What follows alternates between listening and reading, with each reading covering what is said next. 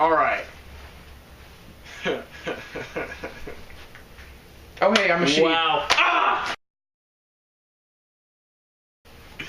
I'm laughing because this is one of those movies where you see it at Walmart for $5 or something, and it looks like one of those straight-to-DVD, really bad movies that maybe the best thing is the cover. But this movie actually goes beyond what your expectations are going to be. This movie was pretty awesome.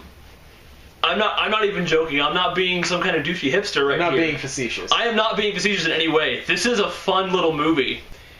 Black Sheep is a New Zealand movie made by a bunch of people that I don't know because they're from New Zealand. Just saying. But the special effects are done by Peter Jackson's WETA workshop, aka they're pretty good. And also means that, you know, they had some good connections when they were making this film.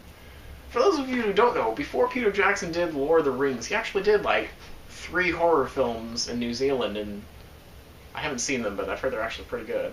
Well, okay, maybe the hippie girl kind of was. Experience. There's a character in this movie named Experience. So she provides most of the facts in this movie about the horrors of genetic engineering in the factory farm industry, and about animal farts, of which there were plenty in this movie. That is regrettable, but there's a scene at the end that's... It's actually a central plot device, animal methane. Yeah. And they play the Chekhov's gun trope really well. But basically, there's some animal rights activists, hippies, their terms, that steal some... I thought hippie was my word. That steal some, like, sheep fetuses. Feti? Let's go with feti. I don't know. Steal some feti, and then, like, trip on it and leak as the fetus is still alive and bites the dude, and thus starts the infection of these man-eating zombie sheep. Like, the main character, he has a fear of sheep, which sounds ridiculous, but at the beginning... It makes sense in the prologue. It makes sense in the movie, because at the beginning, you see that in his childhood, like, his brother killed his pet sheep, and then skinned it and wore the skin as, like, a pelt over his body, still dripping with blood, and scared him in a barn with it. Like, that's something well, he's the villain, so yeah. Spoiler warning. Well, but that's like the most like legitimate phobia creation I've seen in a movie. Yeah. This sheep does not bite this character. Oh. Does not bite this character in the ear. Misleading. Oh, there is some sheep ear nibbling though. A lot of sheep diddling in this movie too. So he's afraid of sheep, and they actually address this when the sheep start attacking. He defines that he's afraid of sheep, and he's like, it's just the incredibly irrational fear that one day something like this is going to happen. It's well paced, and it follows a lot of good tropes and story structure. It's also got some great black humor in it. I think this is the kind of atmosphere they were going for when they made Thanksgiving. It's semi-self-referential, and it's definitely got some black comedy aspects.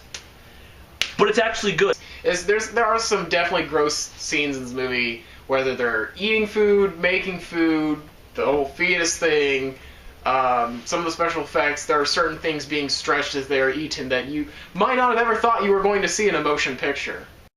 There are no black sheep. They are all white.